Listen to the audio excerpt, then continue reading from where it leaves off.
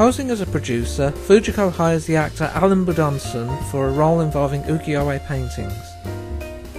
Meanwhile, Lupin is arriving in New York, sat next to an old man who is reading a book on ukiyo-e paintings. The old man's also not in the best of health, so Lupin helps him with his meds and with getting him home. Said home is a trove of ukiyo-e paintings by the artist Shiraku. All originals too, according to the old man. Fujiko, who knows him, introduces him as Shiraku III, descended from the artist himself. There will be descendants who aren't the third generation eventually. Shiraku's collection is missing one painting, one of the original Goemon. Our Goemon is in, but Jigen is not, due to Lupin accepting this for free. Lupin leaves him with a bottle of scotch and tells him to watch over Shiraku instead, while he and Goemon check out the painting at the museum. Little do they realise that Zenigata is on security, but they manage to escape him and leave him with a car running with a rock on the accelerator. Jigen is having trouble himself, not helped by Shiraku grabbing his scotch thinking it was water. Thanks to the scouting, security is increased. Jigen decides to join in due to an appreciation of Shiraku's determination, and they put the plan into motion. They decide to intercept the painting while it's being transported to St. Louis, with Fujiko having placed a tracker on the painting. Zenigata moves with the team, moving it to the plane, unaware that Lupin and Fujiko are posing as the crew. Fujiko brings them coffee with Lupin hiding under the cart, moving to grab the painting. The plane then comes under attack, causing the transport team to bail, but revealing the plane never even left the hangar. The gang return to Shiraku, but he's passed on in the meantime. They bury him with his art as a mark of respect, and as a bonus the replica is also good enough that Zenigata is none the wiser. Shiraku later springs back to life and takes the painting, though Lupin forgot to remove the tracker and gives the game away. They catch up to Shiraku and unmask him as Alan. Later, Fujiko seals a deal with a buyer and gives Shiraku his cut. This time, Shiraku is Lupin, who leaves her with a display of fakes and a tied-up Alan as revenge. Not really sure what the whole angle with Alan was supposed to bring, as he doesn't really do much as Alan. It probably would have made more sense if he was just a con man working with Fujiko, honestly. Especially seeing as how you can guess the twist there as soon as she meets with Shiraku. Still, not a bad episode despite that. I like that Lupin is just as ready to betray Fujiko right back here when he discovers the truth.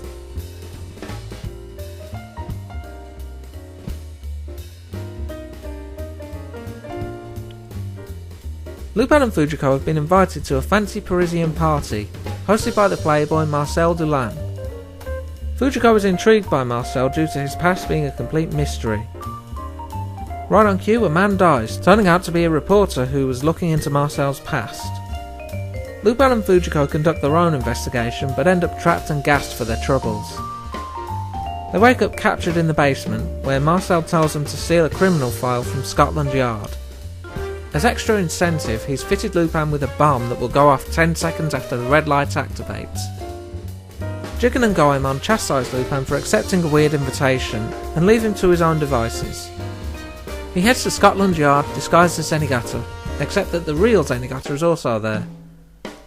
They get into an argument about which is the real one when a third and fourth enter as played by Jigen and Goemon. Anyone else getting deja vu?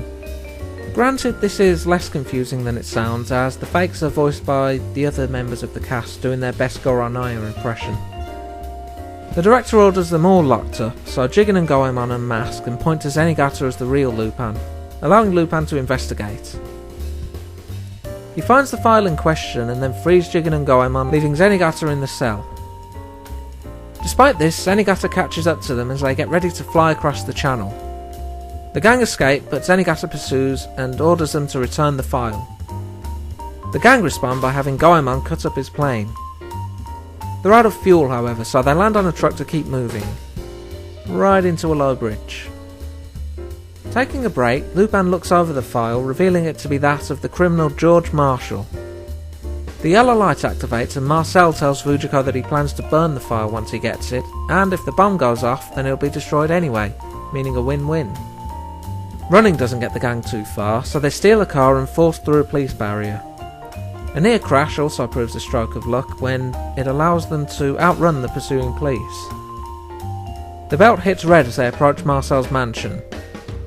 Lupin tells the others to get out as he plans to go down and take Marcel with him, but they refuse, deciding to face death together.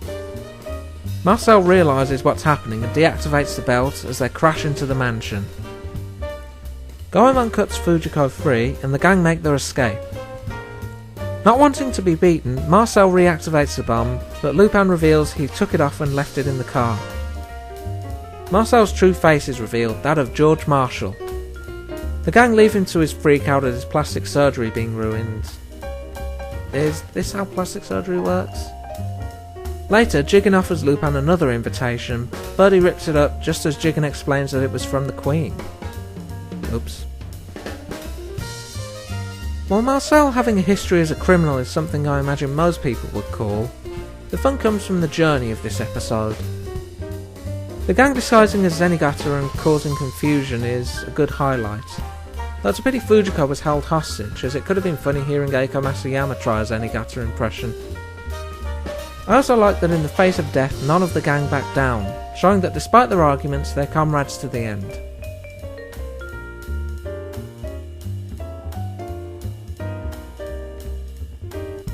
As you might remember from Series 1's first episode, Lupin enjoys a good F1 race. He's in training to win the Monaco Grand Prix this episode, aiming to top the late great Niki Lauda's lap record. Fujiko, meanwhile, is working on a deal with the crime boss Socrates Nexus that involves Lupin's participation. The gang decide to take some downtime to enjoy the casinos and have a run of good fortune. Except Goemon.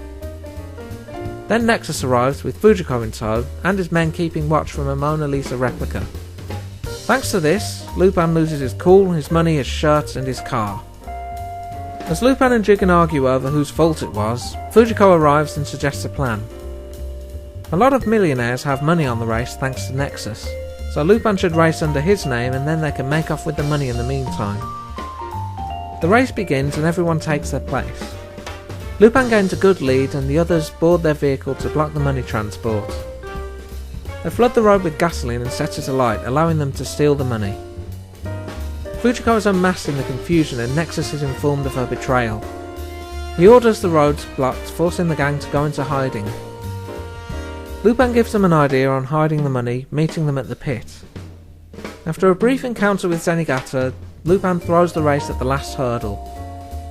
The money is retrieved from the car's tyres and just like the classic Chinese race, the rat wins.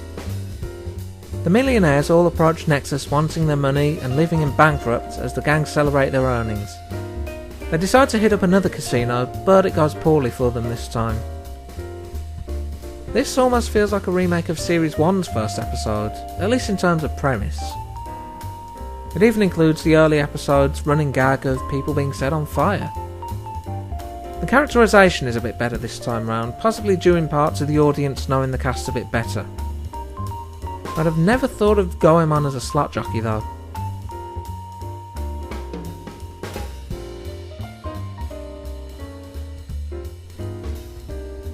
France is known for its wine, and Lupin has his eyes on one particular bottle.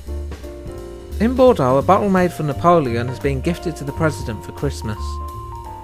To help narrow the search, Lupin sends Zenigata a calling card and plans to use him to lead them to the right chateau. Zenigata teams up with the chief of security, who keeps calling him Zenigame, and Lupin follows disguised as a delivery driver with the others hiding in barrels. To elude security, they use their own bottles of wine to fool the testing.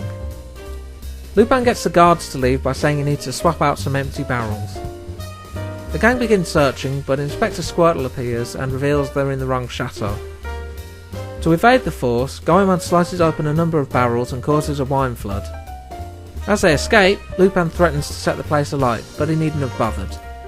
It's a flood of wine, and the force has swallowed a lot of it. Also advantageous for Zenigata, as he needs a drink to deal with this. As everyone recuperates, the chief asks Zenigata for help transporting the bottle to America. Lupin catches wind of this and watches the plane, with Fujiko spotting another crate that might be transporting something valuable. Goemon takes a flight ahead to prepare while the others pose as cabin crew. In the air, they gas the transport team and fly the plane to meet with Goemon, taking the wine and the crate with them. Zenigata, with his resistance to tranks, is the first to wake and discover Lupin has left him with the cheap bottle. No one else is wise to the situation, and the bottle is transported to the president. Zenigata's in the clear when no one is able to tell that it's not Napoleon's wine, and the gang laugh and celebrate, for about 10 seconds. The wines age badly and basically become vinegar. Well, maybe they can hop over to the UK and have the finest condiment to put on fish and chips. Oh, and the crate was full of toys for children, though Lupin is courteous enough to drop them back over to the president. If not for the first and last few minutes, I doubt anyone would realise this was a Christmas special. And to be honest, I kind of prefer Christmas specials that do it that way, as I'm not really one for Christmas. Fun heist, and Zenigata showing us at least somewhat wise to Lupin's ways with the chateau trick, which I can appreciate, as well as how it leads to the amusing scene of the drunken security. Next time, a hunt for a microfilm, prize gems, and Lupin's eviler side as we cover up to episode 16. Until then,